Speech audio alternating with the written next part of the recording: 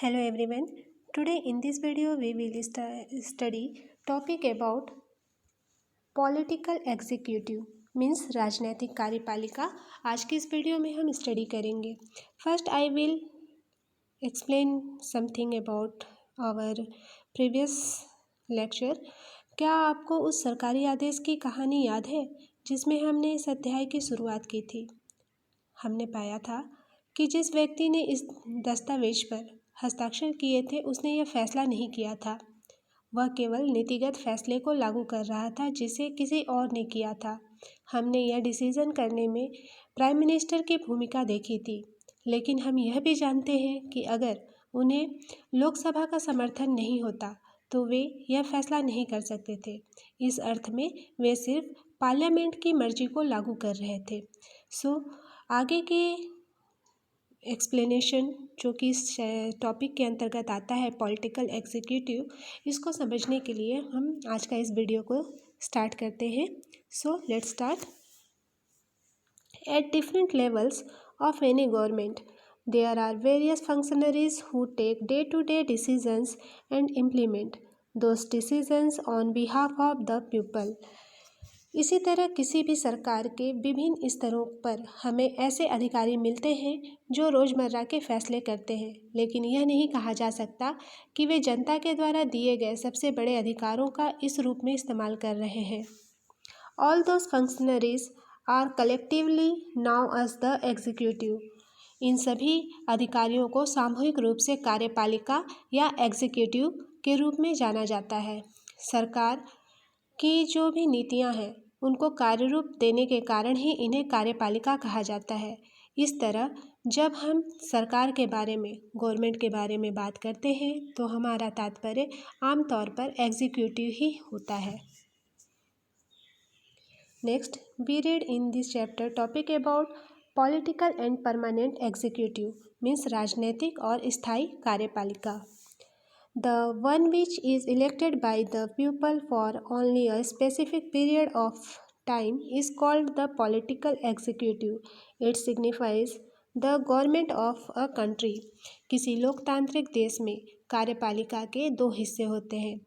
Public द्वारा एक specific time period तक के लिए निर्वाचित लोगों को राजनीतिक कार्यपालिका कहते हैं। ये राजनीतिक व्यक्ति होते हैं जो बड़े फैसले करते हैं। The one where people are appointed on a long-term basis is called the permanent executive or the civil services. और दूसरी ओर जिन्हें लंबे समय के लिए नियुक्त किया जाता है उन्हें स्थायी कार्यपालिका या प्रशासनिक सेवक कहते हैं। People working for the civil services are called the civil servant। और लोक सेवाओं में काम करने वाले लोगों को सिविल सर्वेंट या नौकरशाह कहते हैं। वे सत्ताधारी पार्टी के बदलने के बावजूद अपने पदों पर बने रहते हैं। ये राजनीतिक अधिकारी ये जो अधिकारी राजनीतिक कार्यपालिका के तहत काम करते हैं और रोज़मर्रा के प्रशासन में उनकी सहायता करते हैं। क्या आप कार्यालय ज्ञापन के मामले में राजनीतिक और गैर राजनीतिक कार्यपालिका की भूमिका को बता सकते हैं? आप पूछ सकते हैं कि राजनीतिक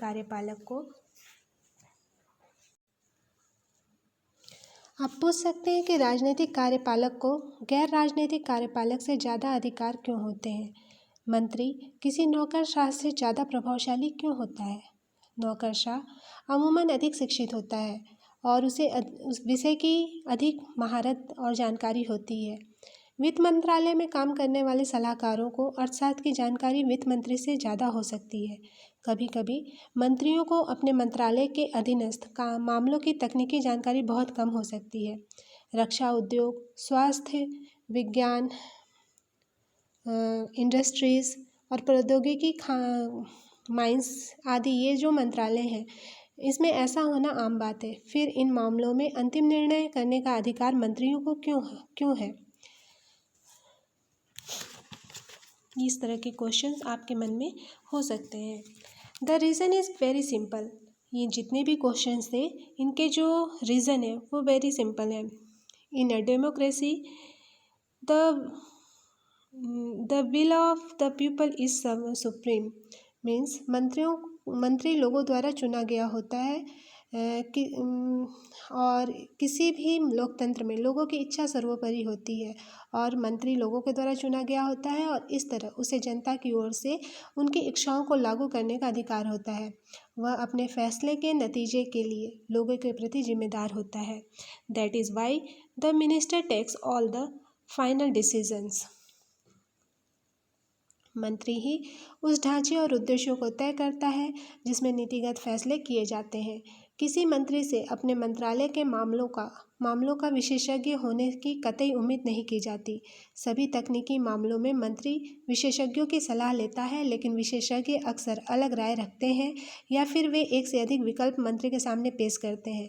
मंत्री अपने उद्देश्यों के मुताबिक ही निर्णय लेता है। यहाँ मतलब आपको सिंपल लैंग्वेज में अगर मैं समझाऊँ तो जैसे जो रक्षा मंत्रालय है उसके मंत्री आज के टाइम में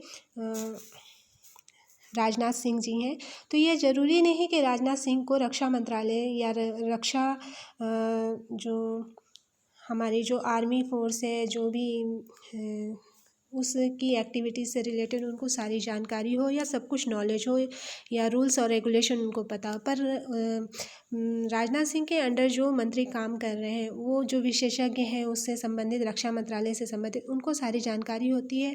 और ये जो मंत्री होते हैं सलाहकार होते हैं वो बहुत सारे ऑप्शंस राजनाथ सिंह को बताते होंगे और उनमें से राजनाथ सिंह को जो उस सिचुएशन पे जो विकल्प सबसे सही लगता होगा उस पर डिसीज़न लेने का काम राजनाथ सिंह करते होंगे। मैं ये एक एग्ज़ाम्पल के तौर पे आपको समझा रही हूँ कि मंत्री ही सारे फैसले ज़रूर करते हैं, पर ये ज़रूरी नहीं कि उनको उस जिस फील्ड के वो मंत्री हैं उस फील्ड के बारे में उनको सारी नॉलेज हो, पर वो सारे डिसीज़न लेते हैं। और इस प्रकार से हम ये समझ सकते हैं कि राजनीतिक कार्यपालिका एक सरकारी आदेश की कहानी की तरह है। और दरअसल ऐसा जो मैंने अभी बताया या हमारे इस चैप्टर में एक्सप्लेन किया गया है, actually this happens in any large organization. जो पूरे मामले को भली भांति समझते हैं वही सबसे महत्वपूर्ण फैसले करते हैं, विशेषज्ञ नहीं करते। विशेषज्ञ जो होते हैं वो रास्ता बता सकते हैं, लेकिन व्यापक नज़रिया रखने वाला व्यक्ति ही मंजिल के बारे में फैसला करता है। लोकतंत्र में निर्वाचित मंत्री इसी व्यापक नज़रिए वाले व्यक्ति की भूमिका निभाते हैं। So today in this video we will study topic about political executive. I hope that you have understood well what was taught in today's video. Next topic of this chapter we will study in our next video. Thank you for watching.